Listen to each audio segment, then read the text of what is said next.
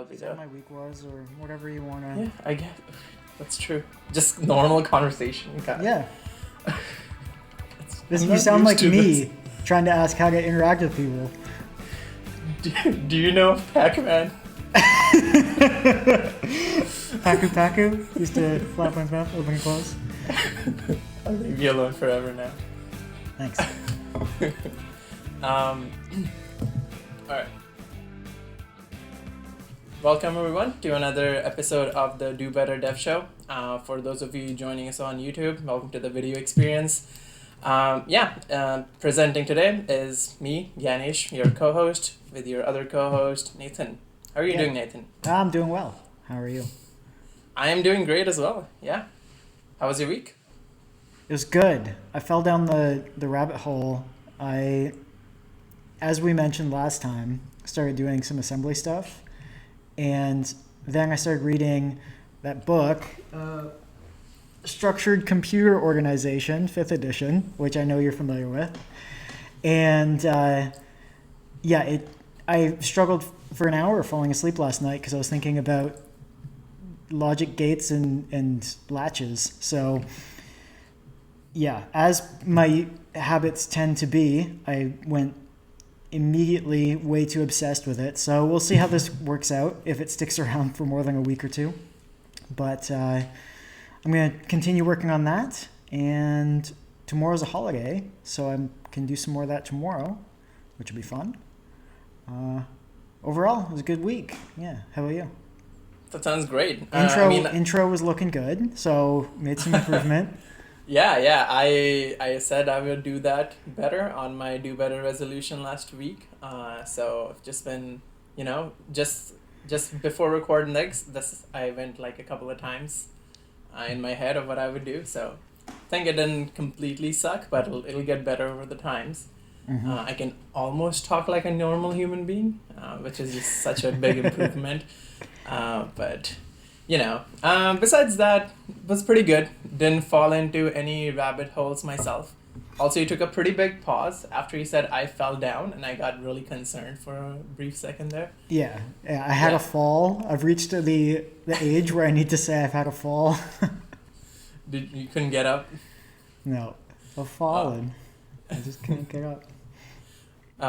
So I just did some work, hung out with one of my friends, and just now sitting at home, and because our province has said us again to stay at home and not to see anybody. So yeah, just writing blog posts. The blog is live. I think I mentioned that in the last one, and yeah, that was pretty much my week. Right on. I was impressed with the blog because you're using a theme, and I'm using the Gatsby Starter blog, so it's just a plain blog. And I was immediately jealous when I highlighted some of the text, and it was like, "Do you want to copy this?" And I went, "I do, actually. Thank you." And I was like, "Why is he so much better than me at all these things?" And then I remembered you have this nice theme going on. So yeah, I was impressed for a moment, though. Oh, great. That moment is all I needed. Yeah. I spent way too much time searching for a theme, and it just seemed like something I wanted as a starter, and it had a roadmap of the things I do want for the long term. So it's open source. I'm going to keep pinging them till they implement those features, or I'm going to ping them and say, can I do it? I just need this. It was a pretty cool theme. Select, highlight to share, copy, dark mode, just out of the box. I was like, you know what? This is good. I'm sold. I will say, though, easy. having a blog powered just by JSON is crazy fast compared to yours, which has images. So mine has no images, and it feels exactly the same locally as it does when it's deployed. It's just very boring. But mine's a dev blog, so nobody cares. I care, Nick. I do. You shouldn't. Dev blogs don't need photos. But anyway, today we're supposed to be talking about some testing and different approaches maybe that we take, what we've found works and doesn't work, all the usual stuff that you would talk about with respect to a topic. So you were making some notes prior. Is there anything you'd like to do leading in, or should I kick us off? Yeah, you can feel free to kick us off. I thought it would be a good talking about it, and just a full on disclaimer. Both of us have been full stack developers, slash ops and other roles in our lives. Neither one of us has been an official QA. So whatever it is coming, it's coming from perspective of developers who do lots of testing and working with people who are actual QAs. Yeah, I will say first of all, working with a team that has QA is super rad, and I'm a big fan of that because developers get to focus more on making sure that things are working the way that they think they're supposed to work, and they don't have to spend quite as long, sanity checking edge cases, which we never think of things that QA thinks of anyway. They're just it's a different way of thinking about how to use systems. So that I guess actually that's a good thing to start off with is you can't necessarily trust your own testing of a feature that you built because if you've ever had to demo that feature, if you've ever had somebody else take that feature and you're just like, hey, let me see this thing, they'll whatever they say first or whatever they type first is always going to break it. It's amazing how well this seems to work. It'll be, you have a field and you think, oh, I've validated all the edge cases. And then they're like, well, what if I want to type in a number? And you're like, how did I not think to type in a number? I don't know if that'll work. And then you try to submit it and the page crashes. And you go, wow, okay, cool. So that's why QA or having at least another developer is always really important to have a separate set of eyes on your work, no matter how confident you think you are. And actually, on our last team, I was talking to one of the guys that moved from QA into a developer role. And he had commented to me that he actually couldn't even move back and forth between them very well. He found that once he was thinking like a developer and trying to build features, he would be so much worse off at testing, even when it was different other people's features and he'd spent most of his time doing QA. Versus once he got back into QA, it took him a bit of time to get back up to speed on thinking of things as a developer would. So they are separate skill sets, and it's not necessarily transferable, even though there is some transfer between them. That's interesting. Yeah, I never thought about a person switching between the roles, how it would shift the mindset. Nor had I. Yeah, so it as having not worked in QA, as you mentioned, it didn't occur to me that would be the case. But having given my code to QA to test, I know they do think differently than I do. Yes, of course, yeah. And so many bugs and things can be caught and avoided before it reaches the customer. Of course, real testing happens in production and you can't just not have that. Yeah, but having a dedicated QA on the team has been invaluable on our projects before. We've actually worked on one where we had a QA and it just helped push a lot of things on test before it ever reached production. It gets painful sometimes though, because you think the feature's done over and over again, and then you realize, nope, there's still some validation issues, or the page still stutters when it shouldn't stutter, or something. And yeah, it's better to catch those things early than later, but it can be painful, and I think it might feel like it's slowing you down, but it's far faster to deal with it before it goes out than to try to reconcile poor data quality or put some new bugs into the backlog that you're never going to get to, but people are going to complain about forever. So it's kind of like a form of tech debt, really, if you just don't test enough ahead of time.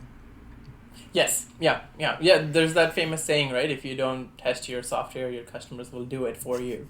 So it's just either you do it beforehand or they will, and sooner or later that bug's going to be found. Yeah. Speaking of, actually, interesting side topic that I sort of remembered is, have you ever looked into bug bounties? Is that where someone puts up a bug that needs to be fixed and you get some sort of reward for fixing it? It's sort of. It's mostly bug bounties usually happen when it's like bigger companies like Facebook and such. You go onto their website and you try to find problems, And then when you report them, depending on the severity, they pay you. They're like, "Oh, cool, thanks for finding this," and then they. Oh, it's the opposite of what I thought. You find bugs, you don't fix bugs. Yes, yeah. I guess Okay. then they have their developers to fix those because they have access to the code base and everything. No, I've never looked into that at all. Cool. Now it just popped in my head. I know I tried to look into it when I was younger, but a lot of those were sort of network hacks. Because, of course, if Facebook is being shipped to production, their QA and testing is probably a lot better than some, I don't know, high school kid who thinks he can do hacksing. Hacksing, I said hacksing. We won't look over that. I don't know. My favorite crazy person, George Hotz, he's the one that jailbroke the iPhone at 17. So who knows? That's true. That's true. Thanks. Now I'm comparing myself to a genius, and I feel great about myself. Yeah, by now Probably you gonna should. be up all night. By now you should be solving self-driving cars with a phone. I already did. It's you get a driver. Right. Duh. you just outsource that. Yeah. Problem solved. Delegation. Are you not a good manager, Nathan? No, actually, I don't think I would be. You've ruined the rest Okay. of my career now. Thank you. This is documented forever. I will replay this anytime you ever get interviewed for a position of manager. Appreciate that. Yeah. It's actually Okay. that would save me trouble. So Okay, going back to testing then. Tell us about your experience with testing. What kind of testing you have done, and what kind of testing you like to do as a developer. sure. So unfortunately, I've done UI-based testing where you use something like Selenium WebDriver to power a browser that you then interact with your app through. And I'm starting there because it's the one I have the least to say about. It's pretty much always broken and horrible, and I hate it. And it's the ironic part is that would be theoretically the best way to test the app and the only way you would test the app if it was good. But it's terrible. And you can only write it for in any meaningful way for UIs that aren't going to change frequently or soon. And the problem with the way you have to write them is you can't even write them to live through refactors because the DOM is what you're basing it off of, not what the app looks like. So your DOM selectors and the shape of the DOM tree in general is going to change no matter what you're changing. So sometimes it'll be, I need the nth child, and the nth is it's no longer the second, it's the third. And so now your test broke and you're like, is this actually a regression? No, we just added a new form field and the test is a false negative. So they're basically useless as far as I'm concerned. Every time you go in, they fail. And anytime you go in and change something, you expect it to fail. But on the other hand, something that's similar and I think is 1,000 times easier and gets you a good portion of the benefit are snapshot tests. So those allow you to inject, if you're using something like React, allow you to inject properties into views or components and render them out. And you know if this is working correctly, you essentially save a snapshot of that file with the props injected, and it compares that snapshot every time that you run the test to the new version. And then if you update that component, it'll show you a little diff, and it's actually often a bit difficult to read. So it doesn't necessarily matter, but the point is it'll tell you something changed. Go manually review the thing that changed. Is it the way you want it? Yes. Rerun the snapshot. You now have a new snapshot.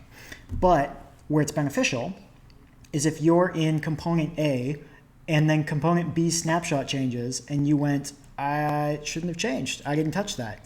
You now know something has changed and you have to go look at component B and decide whether or not there was actually a regression there. So it gives you that same alert that sort of taps you on the shoulder and says something might be wrong, but it takes almost no effort and is far easier to maintain. So I would say those are great.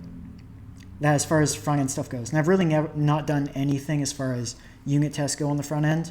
Everybody talks about them, but I haven't really seen anybody use them.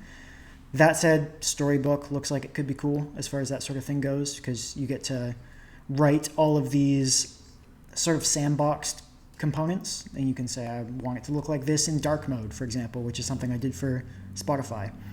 And if those are rendering correctly, you can see them rendering all on their own and behaving all on their own. So it's kind of like a interactable, viewable version of a snapshot. So that could be cool. But yeah, unit tests haven't really used. And then on the back end, unit tests are great.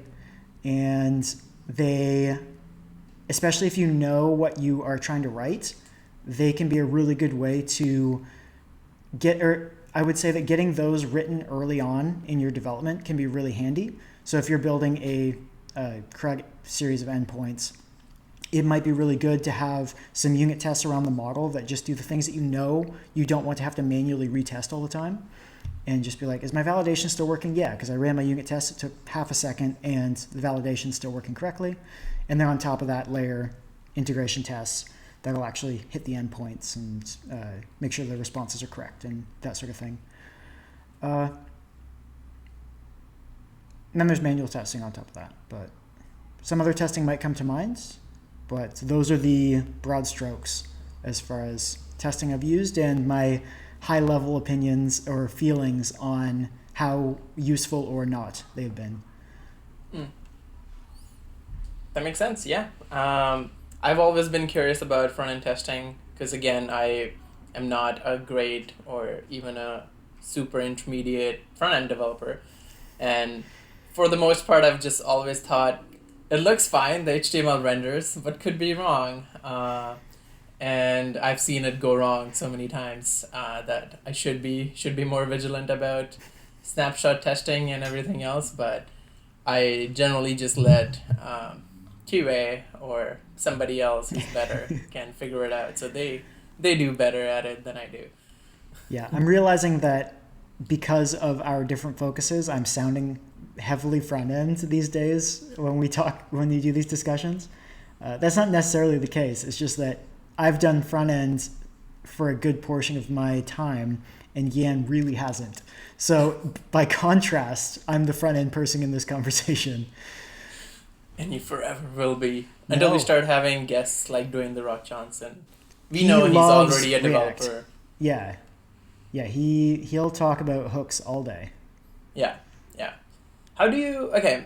So when it comes to, I was just curious about it. So one of the things you said about like not a lot of unit testing on the front end, right? And I guess one of the major reasons for that is you're not supposed to, or you shouldn't really put a lot of business logic or anything complex on the front end, because then the browser has to execute it. It may be device heavy and specific, and you really don't want to hang up clients' devices to do any of that stuff. But what about, I don't know, smaller stuff like you're formatting dates a certain way and you want to ensure, I don't even know what kind of processing on the front end is justified so that you would write a unit test for it. So something like that you could do. If you had some pure functions that were your helpers that were supposed to intake a number of different shaped inputs and output a standardized date string, for example, sure, you could write some unit tests for that. Those are so limited. You have such a small proportion of your front end code that is actually that. And I've seen it before where there will be a unit test directory that has maybe a couple hundreds worth of lines of code actually under that directory, just because there's not a whole lot to unit test. It's going to be, you have your date formatter, your phone number formatter, your name formatter, maybe a capitalize function, and some basic things like that. And otherwise, it's all components and making sure that they render and interact correctly. We had quite a bit of unit tests in the AngularJS app I worked in back a few years ago. And that was, I think, largely because everything was very class-based there, and it did make some more sense to have something like, does this class do what it's supposed to do? But when everything's smushed together in a component, you've got your logic, your state, your props, and your display all in one spot. You really just care that the component does what the component's supposed to do. And that sort of thing, I think, works well for snapshot testing and to some extent, having a combination of manual tests, and if you really wanted to, I'm sure you can do something that does a storybook-like environment for each component, which I think would be preferable to a whole page view that I have problems with something like a Cypress test. That's what I see as the main issue with those. Again, in theory, they're the best, which is why I'm hesitant to say that you don't want to do them, because it would be great if you didn't have to have anybody ever manually test those things. And I think that at a component level, you could probably write something that's not going to change that often and fail for no reason. But at the page level, yeah, everything just changes too much.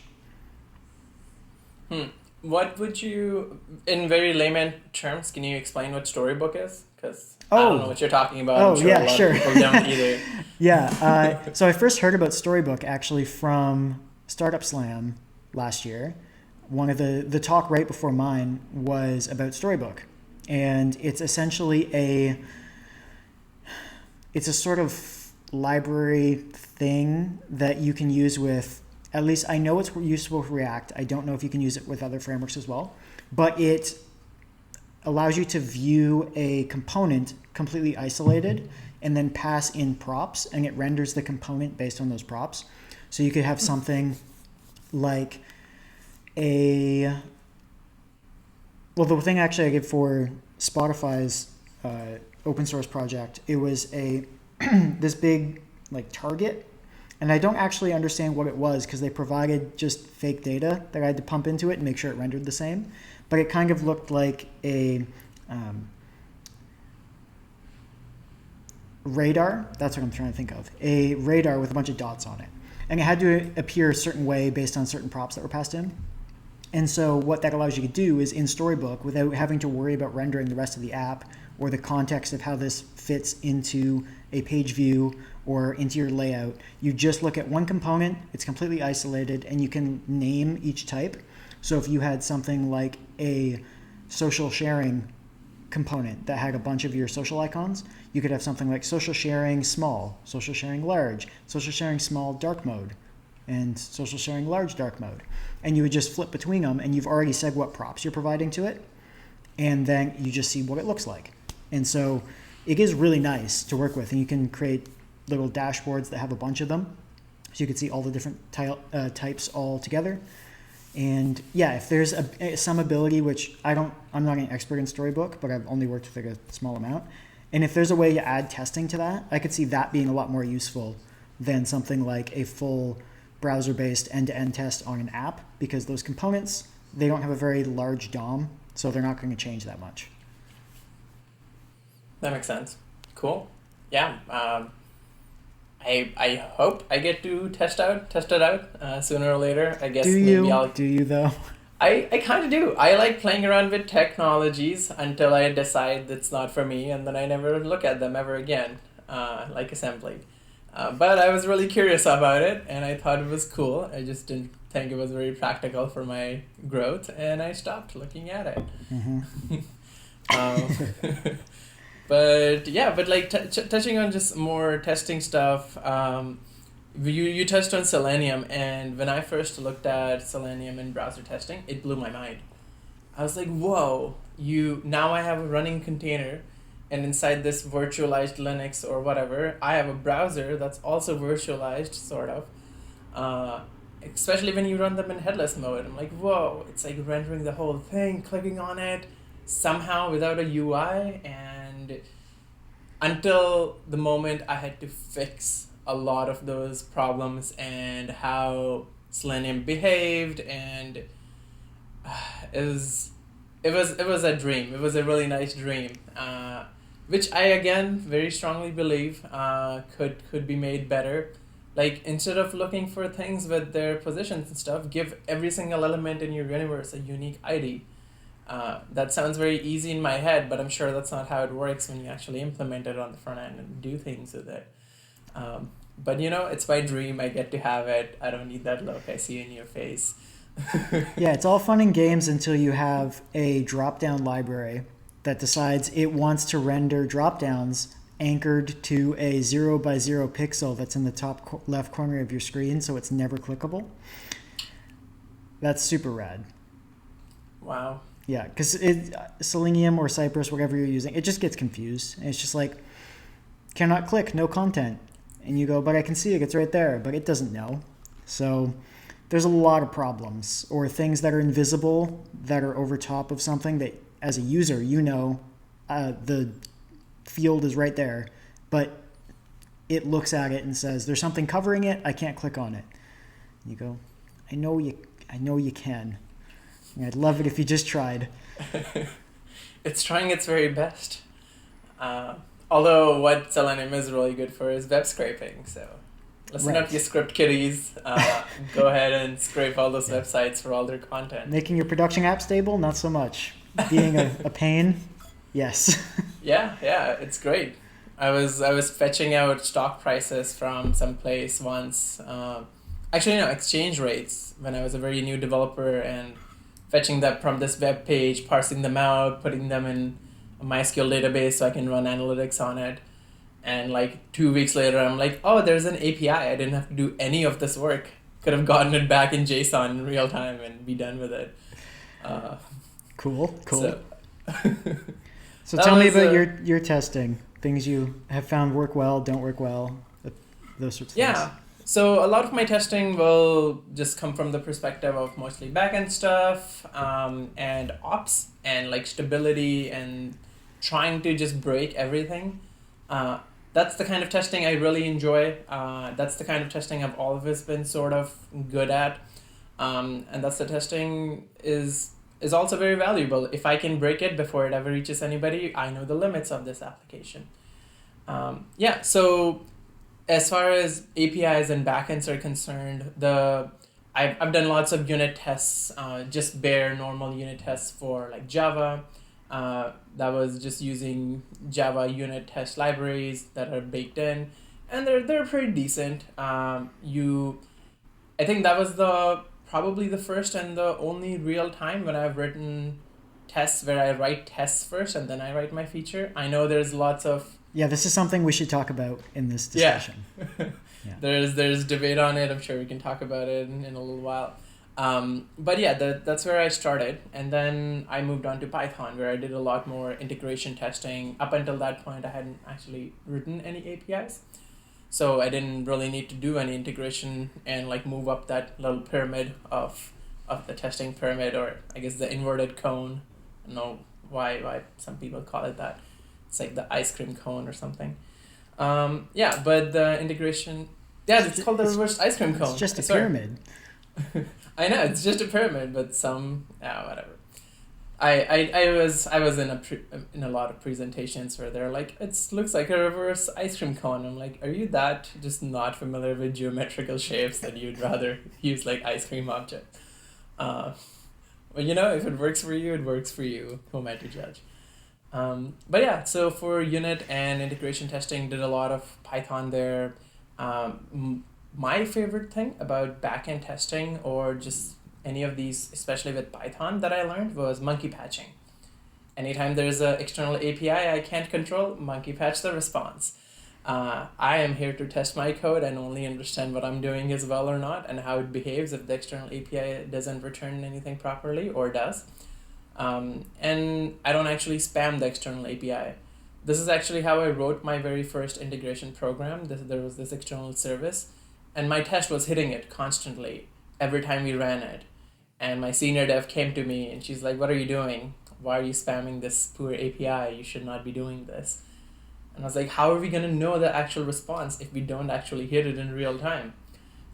And that's when she introduced me the concept of monkey patching. She's like, you can just fake it. I was like, whoa. So you're using monkey patch to mean something different than what I was understanding. So I always call that a stub. When you stub the request or stub the response. And I had something similar. We were working with a CRM back at GoToMobi, and we could not be pushing fake users from our tests into that because that would have been bad. So it was really important that we never accidentally did that while running our test suite. So That taught me a lot about the same thing. But yeah, well, I still call it stubs. Monkey patching, I was thinking of as being if you have an interface that you need to sort of adapt to a existing interface. So like somebody else provided, say, a library and it doesn't quite match what you need. You need to like monkey patch them so that they work together. That's what I was thinking of. Okay. But Well, I know it may be called, maybe they're both called that, but I know for sure in Python it's called monkey patching because okay, the library is called monkey patching. fair enough. That lets you do it. I know in Java we called them stubs when I was doing something like that in Java. But yeah, the Python monkey patching library was pretty sweet. That's where a lot of that experience came, and a lot of contention about what shouldn't go in a certain test. For example, I was never a huge fan of during integration testing, if you own the database, if that's what you're writing and reading from, to patch the database responses, because I just see no reason to do that unless you exclusively only want to test the logic in the Python code. But if the database is just a store and retrieve place, you may want to test that, because if a certain different data comes in or you write or read too fast, you want to know that before it happens in production. And some may make the argument that they did before with me, that kind of stuff gets caught in the end-to-end testing in the pyramid. But it was a startup and there was no end-to-end testing, so I knew they were full of shit. Full of crap. I'm surprised. No, I don't think it matters. I'm surprised that was the argument that you got, because I don't know that I've seen any argument against, or like from team members I've worked with, of people saying that when you would otherwise write to the database, that you should prevent that from happening and mock the response. It's because I think partially why it was being not done is also because there is a lot of overhead. Now you have to set up a separate test schema or a test database because you don't want it running in your test or whatever end goal you have of running these things. Mm-hmm. Which, I understood, but I would have accepted that as an answer too. So it's an excuse because that's a one-time thing.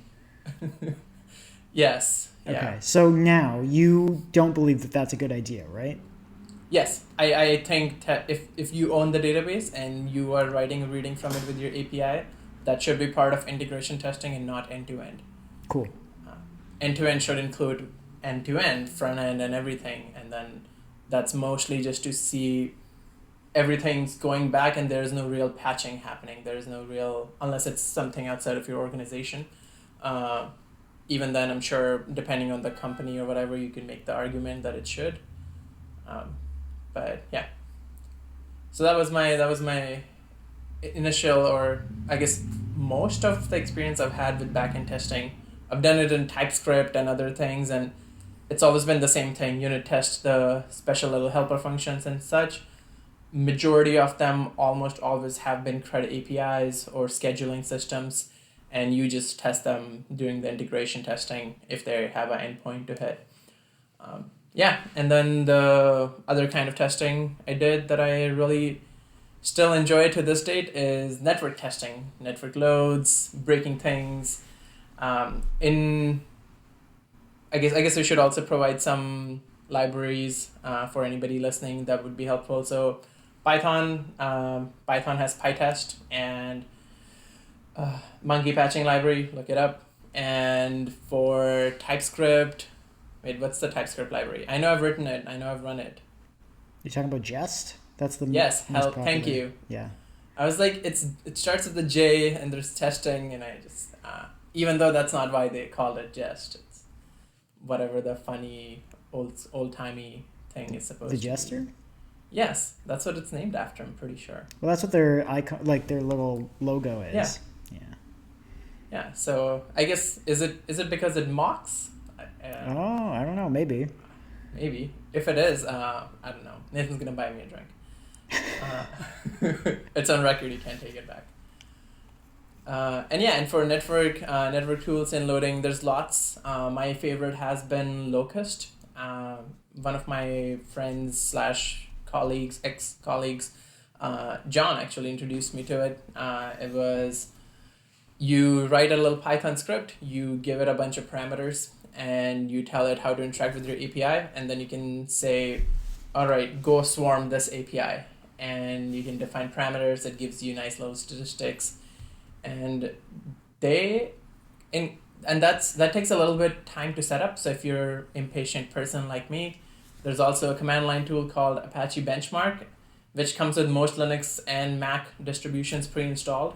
So you just go on your command line and you type AB dash the amount of requests you want to send and the URL, and that's it. And it'll start spamming that. And DDoSing websites isn't cool, kids. Don't do it. This is not what I'm preaching here, but it's fun, and do it when you have the permission for it. Those are my two experiences. And then I guess one of the biggest things that helped me test or understand those tests was because I was working with developers who knew what good architecture was. What are your thoughts on how much of an impact it takes to write good tests when your code is architected properly?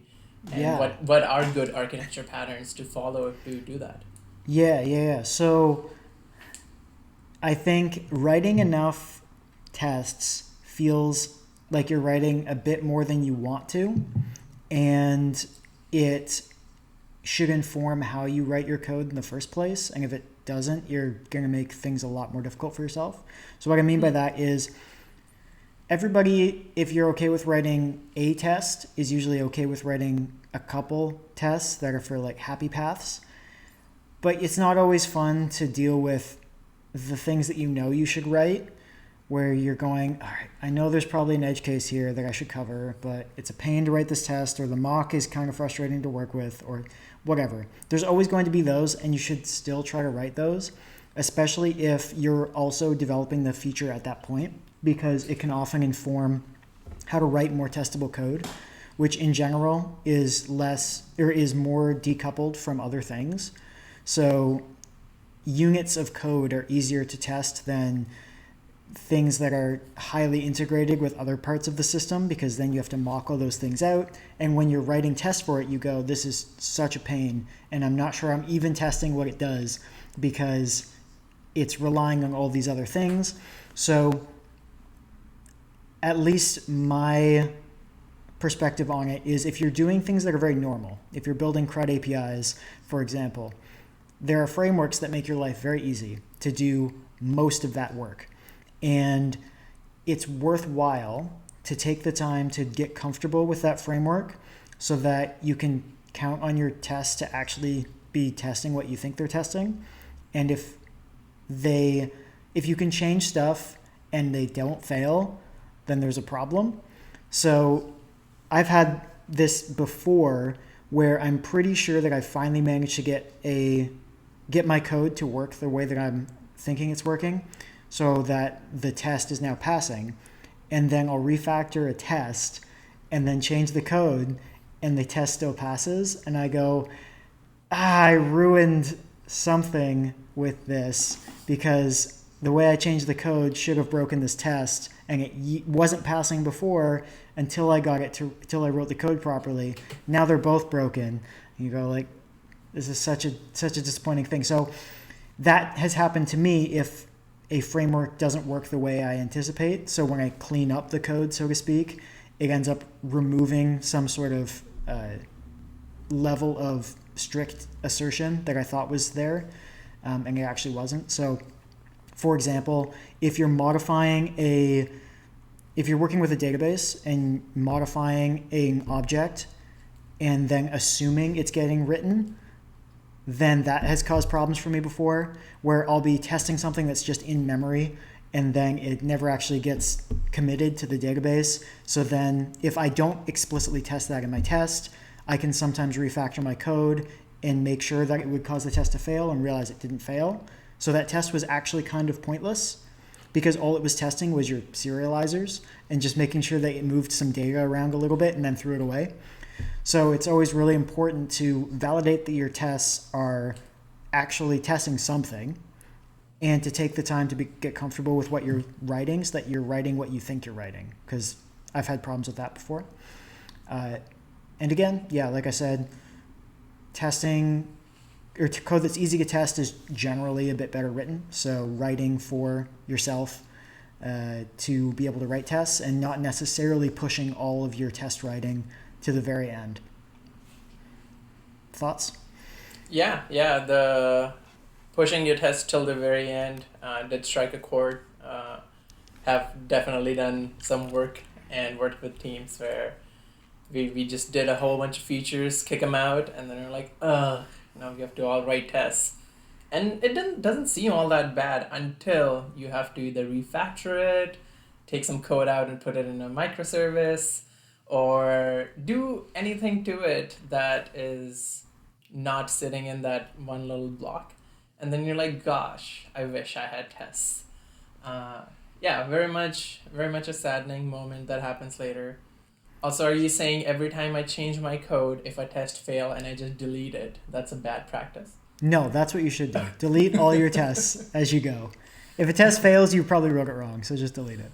Yeah. Actually, when you were talking about it, reminded me of the story. One of my senior devs, she was telling me about this story that one of her interns did, where they were writing tests, and what they were doing is when they would assert the values, what they're doing it in a different terminal. They're just running that program with their specified input. Whatever output they get, they just copy paste it into the test. And she was just like, no, that's exactly how it fails. I just thought, I was like, this is smart. This is what I would have done as an intern just to get by. So one thing that I just thought of that I would like to point out explicitly was I alluded to the idea of writing code that's easier to test, and then having things that are really mocked tend to be more difficult to test. So one thing that I think people who are only familiar with object-oriented or class-based code can sometimes run into, that people who come from a functional programming background or have done some functional programming might not understand, is the benefit of having more things not in classes. Because if you have, for example, some validation that you can test as just a pure function, then you can test that. You don't have to mock all the crap around it. So if you have some business logic, for example, that doesn't need to be, I'm forgetting the word, but something where you instantiate only one instance of it for the entire application.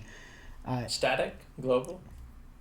No, there's a name for it though, when you instantiate one instance of something just for the purpose of having it. But if you have like business logic wrapped in that, and now you have to stub everything around it to test it, I'd say there's a chance what you really just needed was more of a package, which is just a collection of validation functions or something like that. And those can then be tested very easily. So something that I was working on in the last few weeks was a bunch of code for listening to events and then pushing them onto a queue and handling them in a particular way. So essentially deciding when the event needed to be pushed to the queue, when it didn't, processing the data in a certain way. And it sounds like that's very highly integrated with other systems, but because of the way it was written, it was really just one thing listened for the event. There was all the logic, which was purely functional, and then there was the thing that you would push it to when it was done. So you could test like 98% of it in the middle, and then just make sure that, when we fire this event, does it trigger this method to be called? And as long as it does, then you have this big old test suite that's testing the method itself. And then does that method also then call the thing that pushes it to the queue? It does? Great. You've got really good coverage, and you didn't have to do a bunch of mocks around your logic and say like, every time that I push to the queue, make sure that I return a success response, which is just a pain.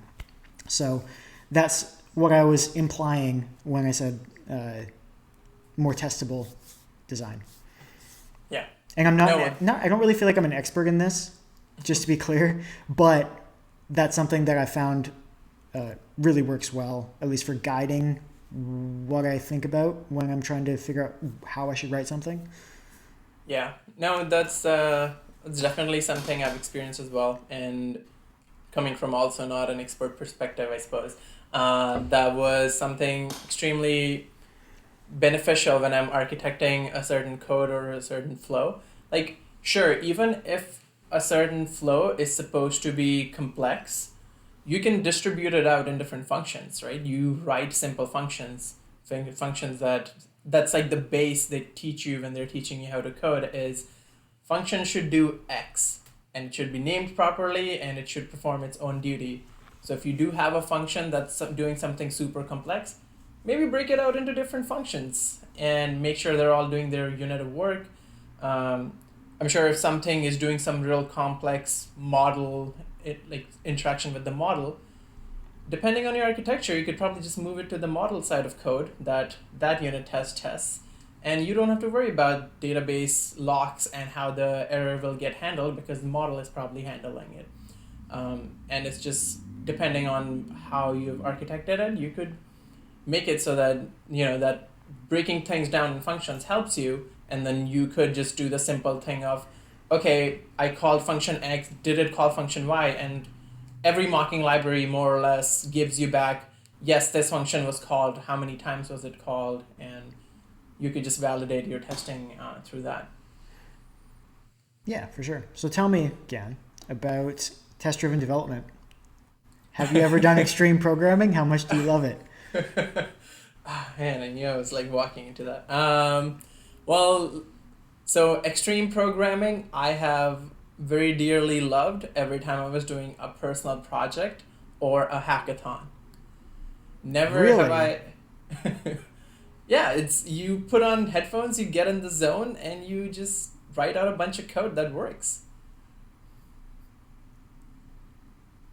I'm failing to see the confusion or the astonishment here. Would you like to elaborate? A hackathon seems like the last place I would have expected extreme programming. Okay, wait. Are we? Maybe I'm confusing it with cowboy coding. Would you like to It's the elaborate on what opposite. extreme? Okay, yes. So tell me what extreme programming is, because I'm probably misremembering. Okay, yeah, yeah. Okay. Are you familiar with Uncle Bob? No, I'm not He's familiar. this. Familiar with Uncle Sam because they're our He's neighbors. no, he's this personality that likes to talk about how important testing is. I think he was involved with a bunch of theory on how programming should be done.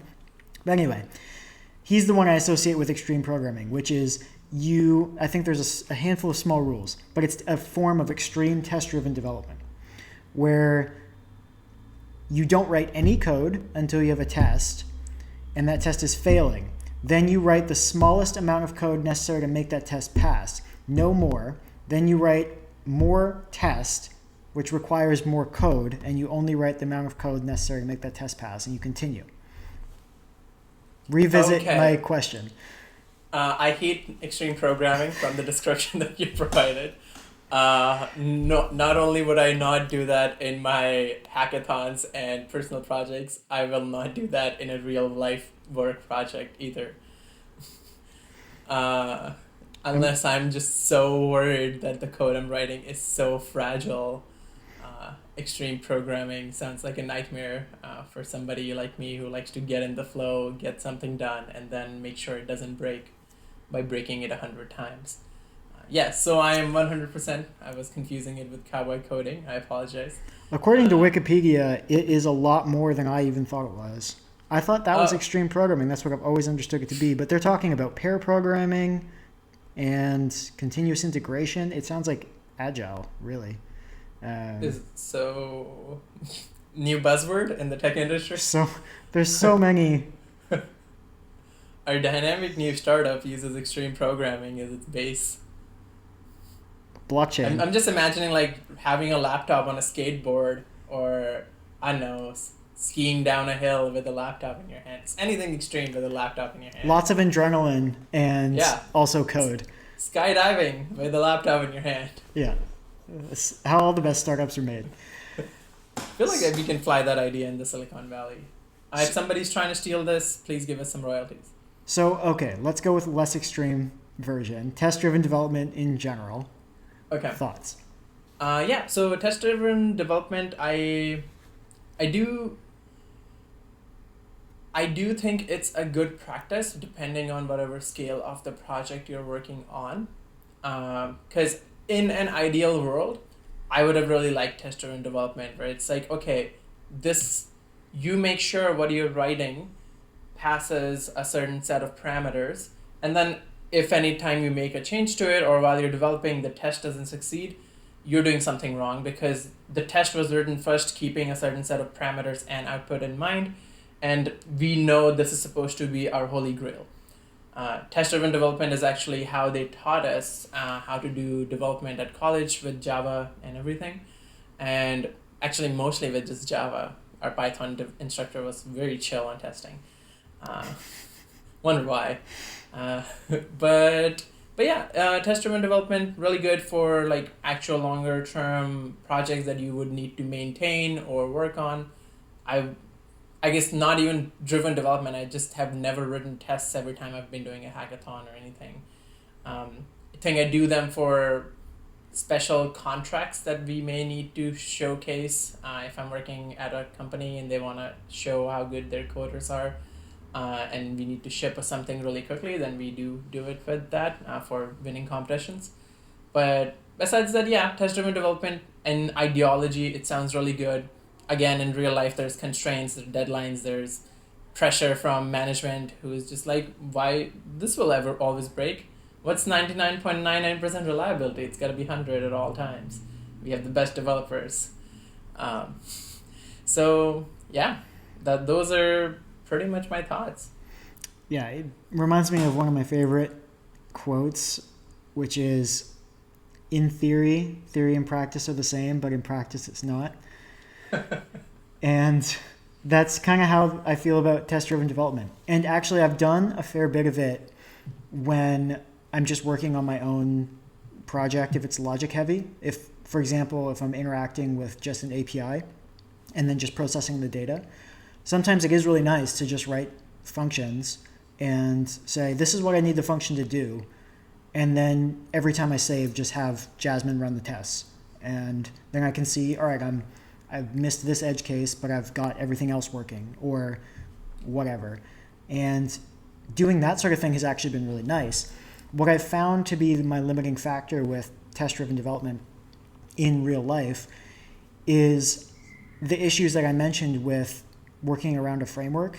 Oftentimes I don't have the confidence that my test is actually telling me that, like, is actually going to test the thing I think it's supposed to test.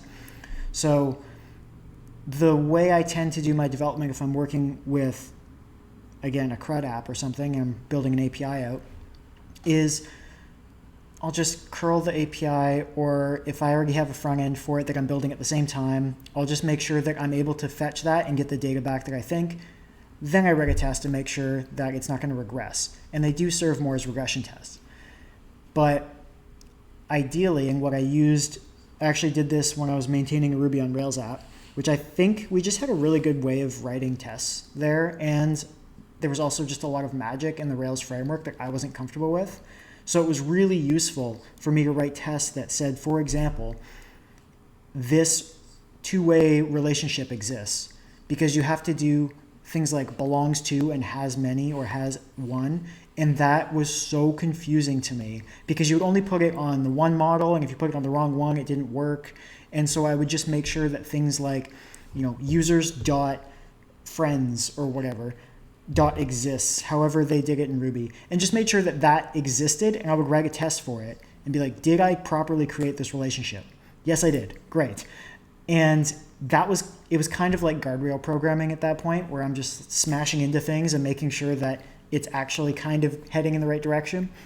But when you know generally how to build a feature, but you don't know exactly what that feature needs to look like, and you have more confidence in your ability to write the feature and then manually test it than you do write a test that's going to properly cover that feature.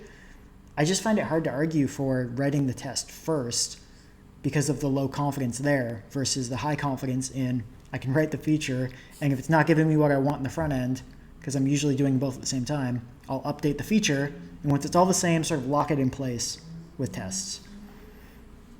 That makes sense. Yeah. Every time you were doing user.friends.exist and the answer was 0, did you feel bad? Did you relate to it? Yeah. Yeah, that was also back before I had all this muscle memory. So I would accidentally type, instead of npm run, I would often type npm ruin. And it felt a bit too real as well. Like, I am going to just ruin it, aren't I? But we've gotten past that point in my life. Yeah. Now I just write npm run, and everything's fine. I thought you were yarning now or something. No, I've actually never used yarn. I use a lot of make these days because it's mostly a Python running on Linux setup, so may as well just use that.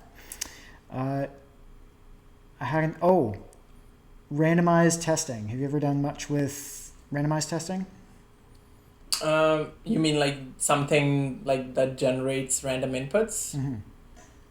Well, the only thing I've done with randomized testing is random seeding the databases, and then running those inputs throughout the programs, but nothing like maybe for like unit testing certain small function blocks where I give it a bunch of lists and then randomly pick something from it, but then more or less all the time I make it run through everything, so it's not really, I guess, that much random. I just save code by putting all my inputs that I possibly can think in a single thing, dynamically generating code because I'm a lazy text writer. No, have you? Yeah, so I wish it was more common, because I actually think random by default would be the better way to do most of these things, because you have the way I really liked it that it was described when I was learning about generative or property-based testing, which is a more specific version of that, was that when you've written a test and you run the test suite over and over again, you're really just saying nothing's changed, but you're not giving it a chance to prove that it's wrong. You're just saying this one case I thought of, this example, is still not broken. Whereas it'd be much better to be able to say, given a string, for example, if it was like an identity function, giving a string, you give me back that string. Or if it was too lowercase, no matter what I give you, it should all come back lowercase. If you're able to write tests like that, then you are more confident in the behavior of your system with each test run, because you've now tested a wider variety of things. The problem becomes, and the difficulty with that, is finding a way of writing a test that doesn't just implement the feature that you wrote. So when you're able to test, for example, something end to end, and there's a lot of data going in, it's processed, maybe saved to a database, and then serialized again, and you want to validate that the serialized value is the same as the value you passed in, that's useful. And if it changes every time, like if the input changes every time, it should always match. That, I think, is better than something like a specific example where you're just saying, if their name is Bob, it comes back Bob. If the string changes every time, then if you have a random test failure, you can see, if I have \_hat symbol $, for some reason that doesn't save properly. And now you know that, but you wouldn't have thought to write that specific thing. And then the more that hasn't come up much, but again, when I've specifically had personal projects based around testing, I've done a lot of that. And then a more specific version of that is property-based or generative testing. And so that's where you describe a property of something and try to write tests based around that. And so that gets more into the nerdy land, because it originally came from QuickCheck, which was written in or for Haskell, one of the two. And it managed to find some bizarre edge case. But the cool thing that something like QuickCheck does, because there's a Jasmine library for it that I used a few years ago, it spams with a bunch of attempts at testing this property you've defined. And if it finds a fail case, it gives you the minimum version of the failing case. And So let's just say, for example, you had some function that was always supposed to give you back a positive number, and it found some combination of inputs that gave you back a negative number. And it turns out that, let's just say, the sum of all those just had to be negative. It could give you back -1 and say, like, all I had to give you was -1, and it gave me back a negative number. And then that's your simple case, and you can say, why is that the case? You don't have this weird randomly generated massive input that you have to figure out what's the problem with this. And so that's really cool. I wish it was more applicable to real life situations, but it's a very interesting way to stimulate like mental challenge if you want to just enjoy sparking curiosity in testing a little bit, which I think can be useful, even if it just gets you thinking about testing in a different way. Yeah, I mean, imagine how many programs are going to fail now when they enter Elon Musk's kid's name in the system. That's right. Right? Yeah, Ash something. I don't even remember the There rest you of the go. name. I just remember from Joe Rogan. He's like, it's Ash, and then goes on to explain the rest of it, and I don't remember the rest of it. Everyone's just going to call him Ash. I think we all know it. Yeah. Yeah. Well, besides one testing joke, I have checked everything off that was on my list. Impossible. Do you have anything you would like to touch on? Is testing good? Yes, testing's great, and you should do it. And don't leave it up to your users. Yes. Yeah. That one that will bite you in the metaphorical ass so hard. Especially when it reduces the customer's confidence in you and, yourself. Next time you do a commit or a push, you'll think about it like 10 times. So just do better. Just start writing it from the beginning, and you don't have to worry about it. So a funny thing, I don't know if I should admit this, but a funny thing about working with people you don't fully trust is that you end up writing really defensive tests, and it's good practice. So even if you trust your coworkers, maybe just pretend you don't, and then think, how would someone with less focus on writing good code break this, and just write some tests for it. And that way, you've got some tests in place for if somebody comes in and just decides to remove your null checks or something. You'll be like, hey, don't do that. And you'll have to see in the diff when they push up a PR that says you removed this test. And you'll be like, that test was there for a reason. He's really just talking about me. We did work together, yes. But yeah, I think that concludes my main thoughts on testing as well. It was a bit of a wander about the testing discussion, but I think it was good nonetheless. I think so too. I think there was a lot of value on different tools, methodologies, and whatever have you, at least from a developer's perspective. There's going to be a bunch of websites that are going to be real mad they get DOSed right now. Well, maybe they should do better. Maybe That's they'll have a auto-scaling, proper handling thing. Right. Yeah, it's not that hard, right? As I say that, dobetter.club gets DDoSed the moment this goes live. So. Exactly, yeah. Or just after this conversation, because I'm going to go do that.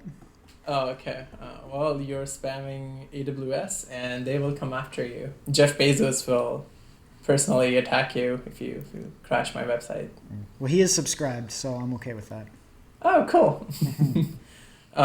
Big fan. Yeah. I guess for ending segments, what would you like to do better in the next week? Right. Yeah. So I wasn't very specific, but I fell down a rabbit hole of building computers and microprocessors in Minecraft using Redstone, which Nice. I first learned about maybe 5 or 6 years ago, and it totally blew my mind, but I had no interest in electrical engineering at the time.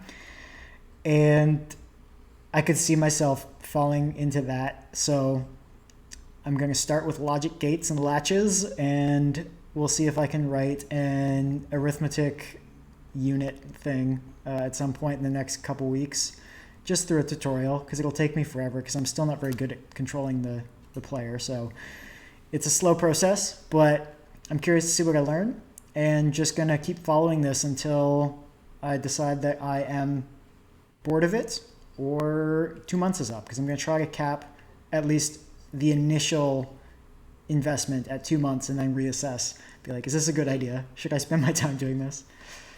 It's a great idea. You just gotta have a longer beard if you're gonna do too much assembly. It's just the way it is. I'm sorry. Yeah, you're not wrong. Yeah. I'll trim it a bit more up here so it's just more neck. That should be fun. Yeah. Or maybe I have the correlation wrong. Maybe as I write more assembly, the neck beard increases. I think we just need to find out. I think 2 months is our window. You cannot groom. Oh, no. I don't know, I'm man. already single enough, Gyan. I don't need I don't need to not groom and add to the trouble. just but what if you get really good at it and you develop? Have you seen the movie Her? No. Oh, okay. It's a guy who falls in love with an OS. Yeah, voiced by Scarlett Johansson, right? Yes, yeah. Yeah, I know of it.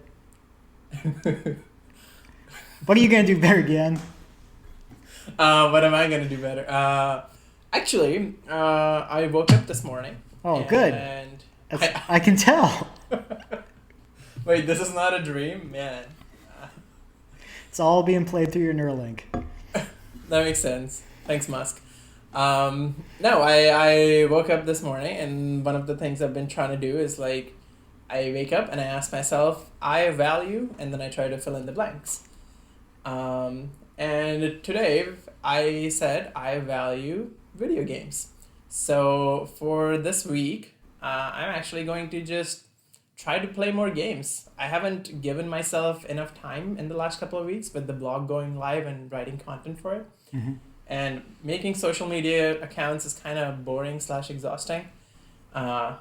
So I am going to take a little break from that, and whatever amount of time I invest in watching Instagram memes, which is way too much, I will be playing some video games. I need to use my PS4 a little bit more. So I'm definitely going to do that. And yeah, might go see some friends this weekend. And you decided against playing the Lord of the Rings game? Yes, I have. It's the Middle Earth Shadow of Mordor, I think, or something.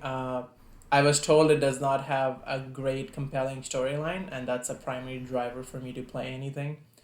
So I will be refraining from it, and I don't know. I will go look at my library and see what I want to play, or if there's something cool, I'll just buy it and then play it over the next week. I think we have the opposite interest in games, because I am not interested in the story, just the game loop. So this is good information for me, because if you ever recommend a game, I'll know it's based on story. Yeah, and if you want to like get your emotions heard and just really dive deep into something, those are great. Play Naughty Dog, play like Last of Us, and your heart will be ripped out from your chest in both of those games, and you would want it. You would want it. No, I gotta go build a computer in Minecraft. That sounds a lot of fun. Oh, actually, before we end, I looked at my notes again, and I remembered the joke about testing. This could be the original sound clip that we play. Okay, so a software developer designs a bar. The QA comes in, they order a negative 9,000 drinks, a black box drinks, a billion drinks, 10 drinks.